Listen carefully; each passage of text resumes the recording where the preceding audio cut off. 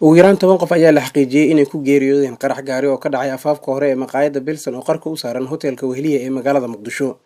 waxaa jira dad badan oo dhaawac ka soo gaaray qaraxa kuwa oo la geeyay xarumaha caafimaadka. xilliga uu qaraxa dhacayay dad badan ayaa ka qadeynayay maqaayadda waxaana burburay dhismaha maqaayadda iyo qaar ka mid ah goobaha ganacsiga. warbaahinta ayaa loo diiday inay gudaha u galaan goobta uu qaraxa ka dhacay, balse Yaasiin Feeto oo ka mid ah dadka goobjoog u ah qaraxa ayaa u sharxay warbaahinta wax uu arkay. aniga waxaan ka mid ah dadkii meesha ka qadeeyay.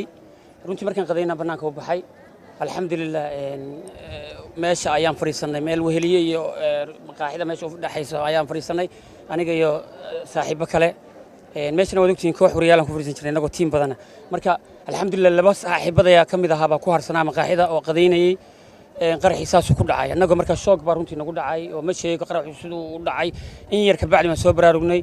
meeshii baan ku laabtay saaxiibadii labadii ka mid ah waa dhinteen. qaaxidii aan ka qadeynanay agaga horteeda waa. marka alxamdulillah anagii ilaahay waa badbaadiyay. runtiina dhacdo waxay ahayd aad u xun.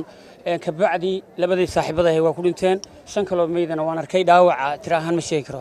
dad banaan ku sugan waa ku jireen dabcan kulay sababtooda waxaan way qarxeen saaxiibada un baan garanayay inay gudaha ku jireen oo labadooda mid ka saaray laakiin 5 kale banaankoon bay kala kulantay qarax kale waa ana arkayba ana xaqiijiyay naxdintii ka bacdi markii xoogaa aan kala dignay oo qalbigu noo digay oo shoogii naga baxay baan gartay waaba raadiyay taargedan raadiyay wajigooda aan arkay waa la daldalay dadkii waxna gacanta dadka bajaaj baa lagu qaaday wax badan ambalaasta qaaday alxamdulillah ma sheegi karo ma cadeyn karo. Ibrahim Xaaji Yusuf, telefishinka Hon Cable, magaalada Muqdisho.